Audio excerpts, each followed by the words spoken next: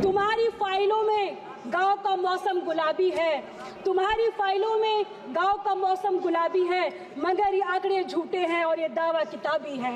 मंदिर मस्जिद के नाम पर संभल जैसे नए नए विवाद को जन्म देकर समाज में निरंतर घृणा और नफरत का माहौल पैदा किया जा रहा है। सत्ता में बैठे लोगों ने ये कैसा हिंदुस्तान कर दिया, सत्ता में बैठे लोगों ने कैसा हिंदुस्तान कर दिया, बेजान इमारतों को हिंदू मुसलमान कर दिया। बाबा साहब डॉक्टर भीमराव अम्बेडकर जी को श्रद्धांजलि अर्पित करते हुए अपनी बात शुरू करूंगी। भारत का संविधान दुनिया का सबसे विस्तृत, सुंदर और अनोखा संविधान है। ये ऐसे भावनाओं के साथ बनाया गया है जो समानता, बंधुता और राष्ट्र एकता को बल देती है। आज जो मैं यहाँ खड़ी होकर अपनी बात कर रही हूँ, यह शक्ति हमें हमारे संविधान ने दी है। हमें गर्व है कि हमारी पार्टी के स्वर्गीय मुलायम सिंह जी और हमारी पार्टी के अध्यक्ष श्री अखिलेश यादव जी हमेशा संविधान के मूल्य की रक्षा की और सामाजिक न्याय के लिए संघर्ष किया। हमारे देश में हर नागरिक, चाहे जाति या धर्म कोई भी हो, खुद को सुरक्षित और शामिल महसूस करता है।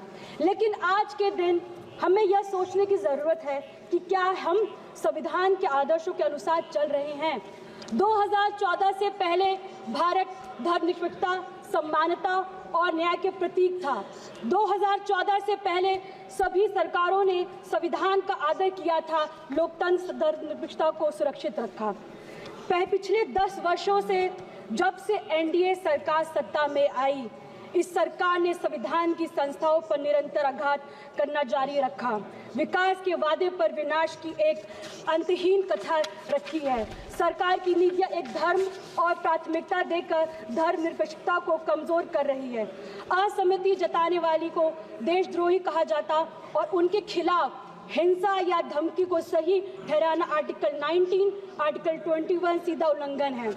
तुम्हारी फाइलों में गांव का मौसम गुलाबी है, तुम्हारी फाइलों में गांव का मौसम गुलाबी है, मगर ये आंकड़े झूठे हैं और ये दावा किताबी है।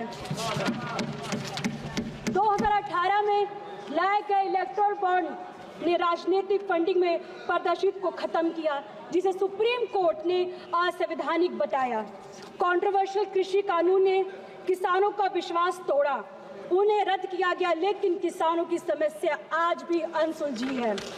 मंदिर मस्जिद के नाम पर संभल जैसे नए नए विवाद को जन्म देकर समाज में निरंतर घृणा और नफरत का माहौल पैदा किया जा रहा है। मगर मैं कहना चाहूंगी, सत्ता में बैठे लोगों ने ये कैसा हिंदुस्तान कर दिया, सत्ता में बैठे लोगों ने कैसा हिंदुस्तान कर दिया, बेजान इमारतों को हिंदू मुसलमान कर दिया। स्वतंत्र संस्थानों और मीडिया को दुरुपयोग किया जा रहा है। दलित की बेटी का अपहरण होना, उनका रेप कर दिया जाना, उनके शव को पुलिस द्वारा रात को पेट्रोल डालकर जला दिया जाना, उनके घरों में आग लगा दिया जाता, सभी घटनाएं 70 वर्ष के बाद भी हो रहा है। यूपी सरकार ने ESM लागू कर हड़ताल पर रोक लगाया है। राज्य में कोई भी कर्मचारी आज 6 महीने तक हड़ताल नहीं कर सकता है। साल 2014 से पहले तक जितने भी चुनाव हुए उन पर कभी उंगली नहीं उठी है, परंतु पिछले कुछ वर्षों में जिस प्रकार EVM पर उंगली उठी है, मत के साथ हेरफेर की बात समझ में आज सामने आई है। इससे निश्चय मतदाताओं के मन में भ्रम पैदा हुआ है। मैं आप सभी से आग्रह करती हूँ कि पिछले 10 वर्ष में ध्यान दें। यह ऐसा दशक रहा जिसमें हमारे संविधान जो हमें एक राष्ट्र के रूप में जोड़ता है, को कमजोरी करने की कोशिश की जा रही है। हर दिन हमें ऐसे काम और नीतियों देखने को मिलता है जहां अधिकारों और स्वतंत्रता को छीनने का प्रयास कर रहे हैं। हमें याद रखना चाहिए कि हमारे प्रियम्बल ये हमारे सामूहिक सपनों और मूल्य का प्रतीक है। ये जस्टिस, लिबर्टी और इक्वालिटी की बात करते हैं। ये केवल शब्द नहीं है, बल्कि हमारे लोकतंत्र की नींव है।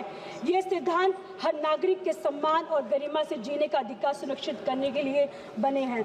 समाजवादी पार्टी पिछड़े, दलित, अल्पसंख्यक समुदाय के साथ मजबूती से खड़ी है। उनके अधिकारों को उत्थान करने का प्रतिबंध है और हम सुनिश्चित करते हैं कि उनकी आवाज़ हर राजनीतिक चर्चा में सुनी जाए। जाति जनगणना को हम सामाजिक और आर्थिक असमानताओं को दूर करने और समान अवसर प्रदान करने के लिए आवश्यकता मानते हैं।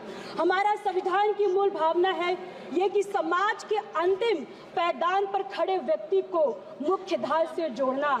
हमारी पार्टी और हमारे नेता पीडीए के माध्यम से संविधान की उसकी मूल भावना को साकार कर रहे हैं। भारत का संविधान हमें देता है संदेश, भारत का संविधान हमें देता है संदेश, हम सब बाद में सबसे पहले हमारा देश। जय भीम, जय समाजवाद।